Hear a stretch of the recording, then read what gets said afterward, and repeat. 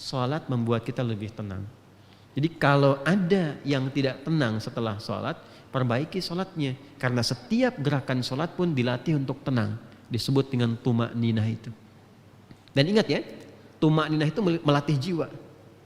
Ala bidzikrillahi tatmainnul qulub. Masih ingat dalam qulub ada apa? Yo, masih ingat nggak? Saya bikin itu.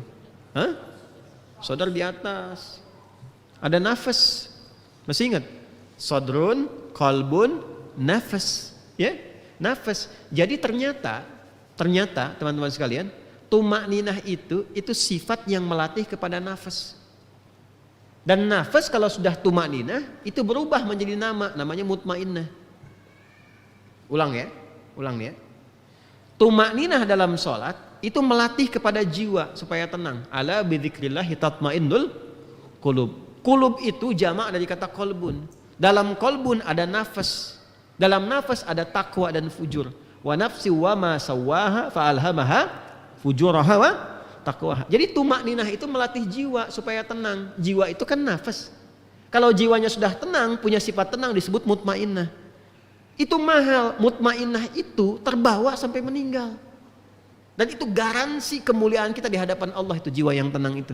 Latihannya lewat sholat. Jadi kalau orang sholatnya benar, itu meninggalnya pun dijamin tenang. Makanya panggilan sholat ketika akan dimulai, pengantar khusyuk itu kadang diingatkan oleh Allah. Rasakan mungkin kamu meninggal dalam sholat itu.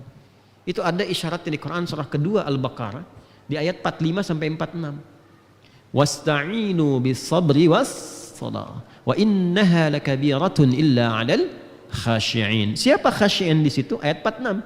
Alladzina yadhunnuna annahum mulaqu rabbihim wa annahum ilaihi raji'un. Kata Allah, kalau ingin khusyuk, sederhananya, siapkan dirimu untuk menghadap kepada Allah.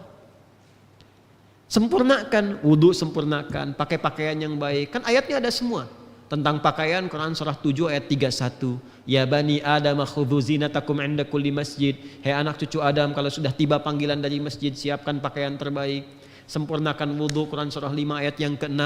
Ya ayyuhalladzina amanu idza qumtum ilas salati faghsilu wujuhakum wa aydiyakum ilal marafiqi, dan seterusnya ayat.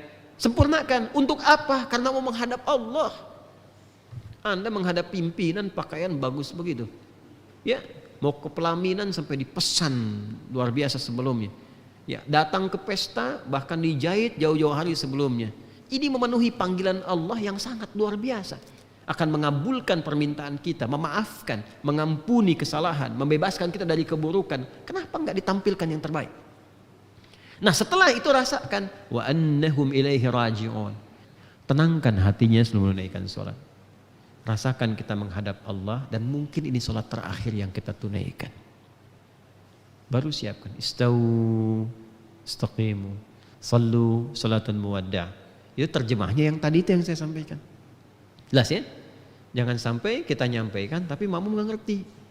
Istau, sudah tahu katanya. Nggak nyambung kan? Jelas ya? Nah, sallu salatan muwadda'. Maka rumusnya rasakan, mungkin kita akan pulang saat itu.